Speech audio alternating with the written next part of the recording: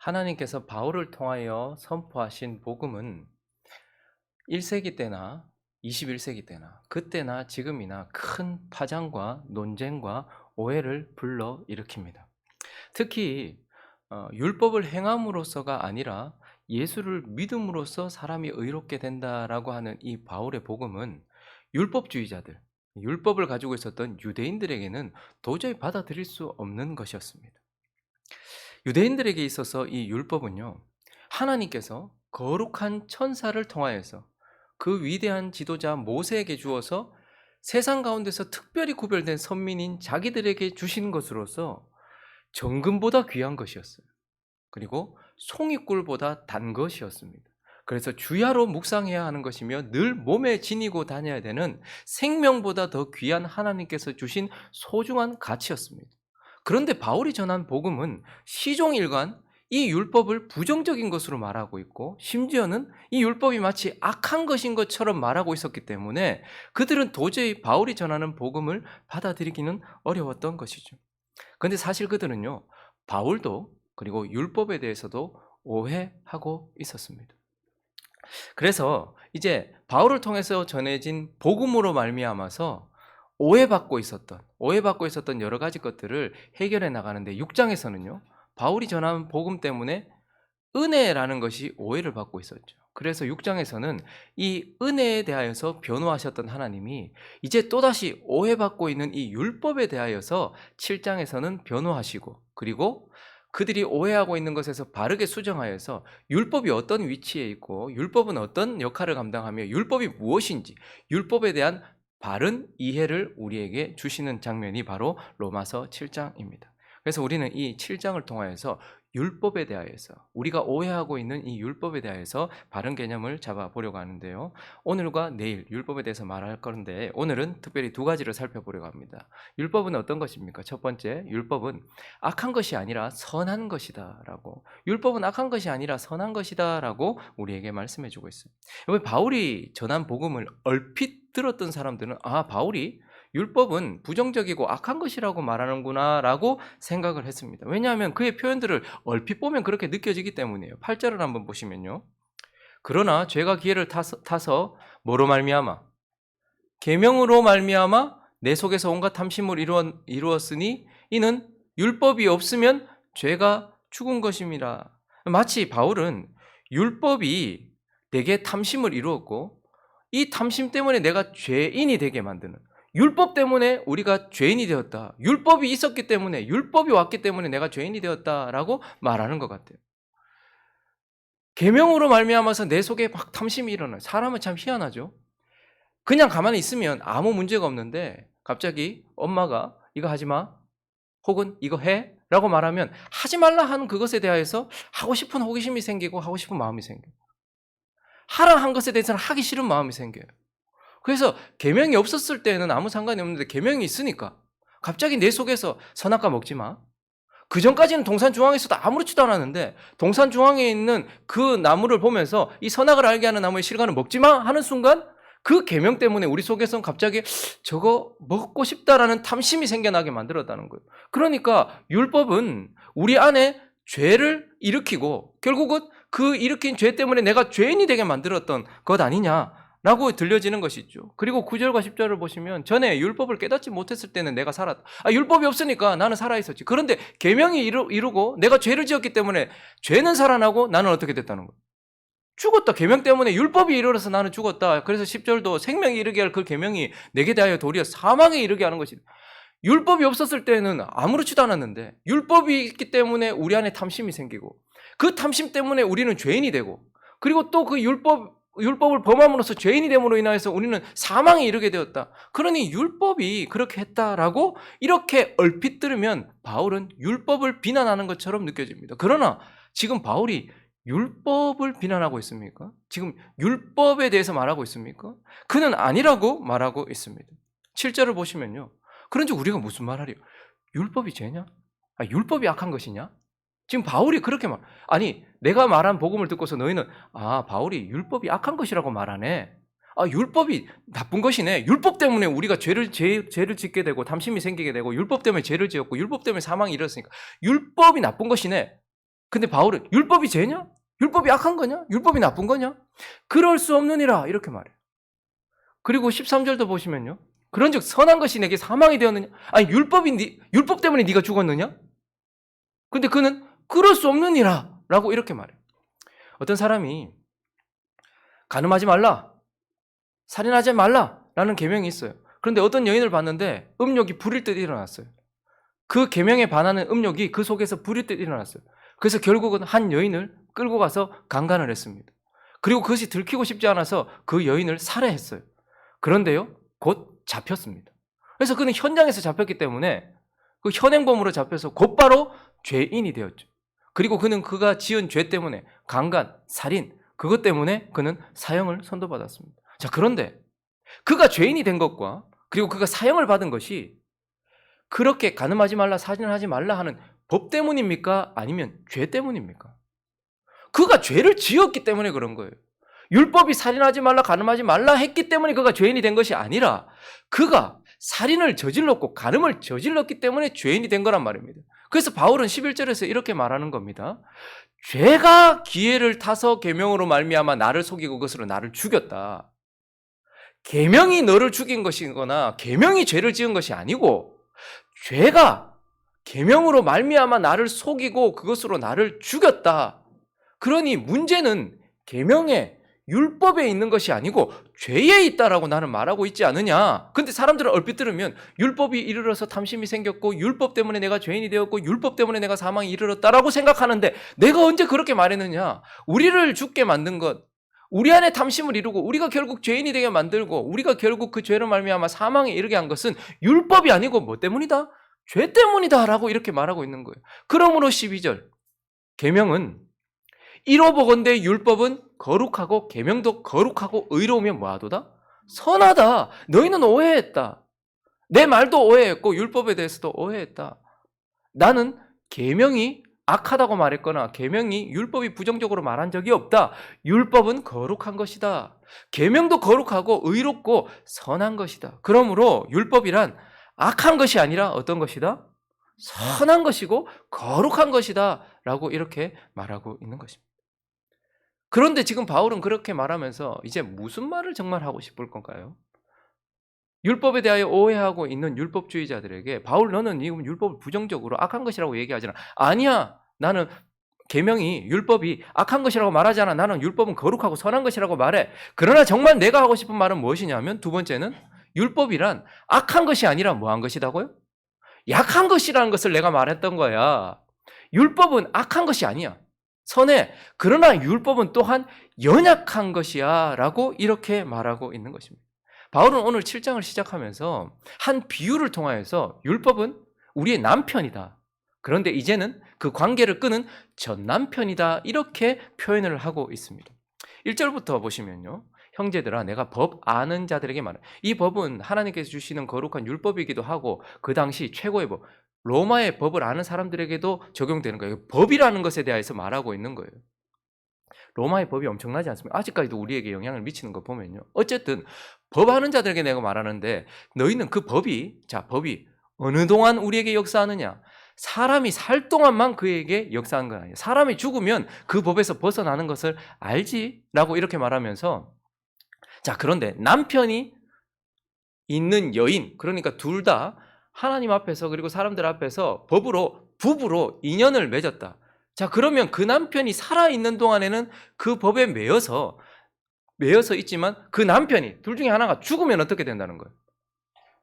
남편의 법에서 둘이 결혼했기 때문에 둘이 하나라는 그 법이 있는데 근데 그 법은 살아있는 동안에만 역사하는 거예요. 그런데 그 중에 한 사람이 남편이 죽었다. 그러면 어떻게 되느냐? 부부의 연이 끊어졌고 그 남편의 법에서 벗어나느니라.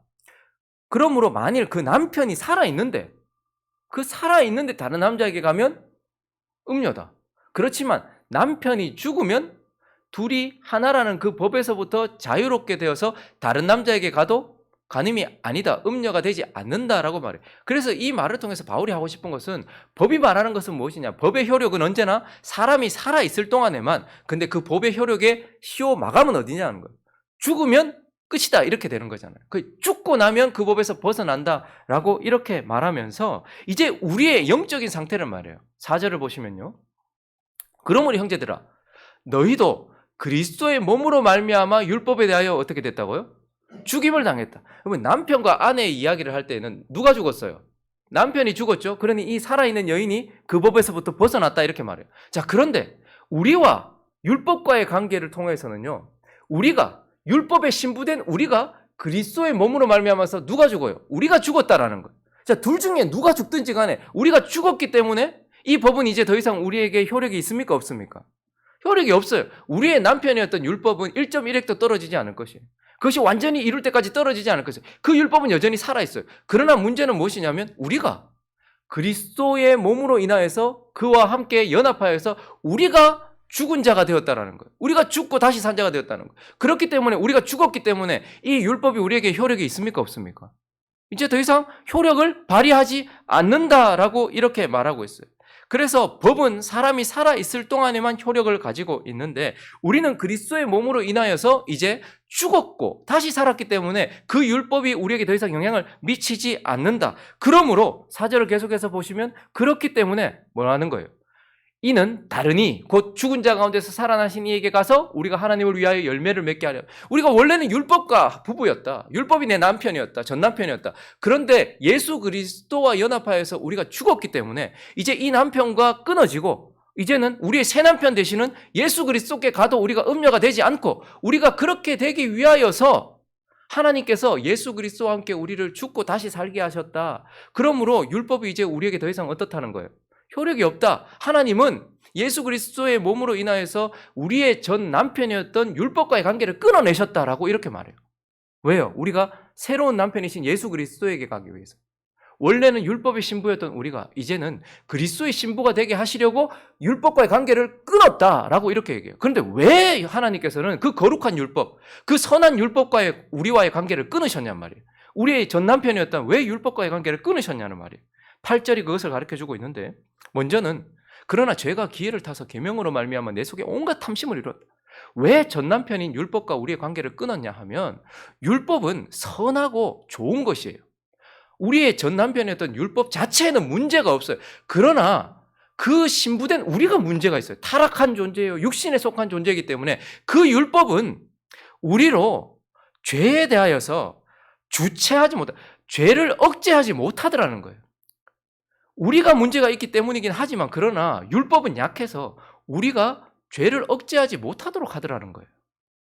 율법이 남편으로 있긴 해도 우리는 여전히 탐심을 이루어서 자꾸 죄를 짓게 만들더라는 거예요. 그래서 우리의 율법은 죄를 억제하지 못하는 연약한 것이기 때문에 그와 관계를 끊게 했다라는 거예요. 그리고 4절도 보시면요. 그러므로 형제들아 너희도 그리스도의 몸으로 말미암아 율법에 대하여 죽임을 당하였으니 이는 다르니 곧 죽은 자 가운데서 살아나신 이에게 가서 우리가 하나님을 위하여 열매를 맺게. 우리의 전 남편 율법은 우리로 하나님이 기뻐하시는 열매를 맺지 못하게 하더라는 거예요.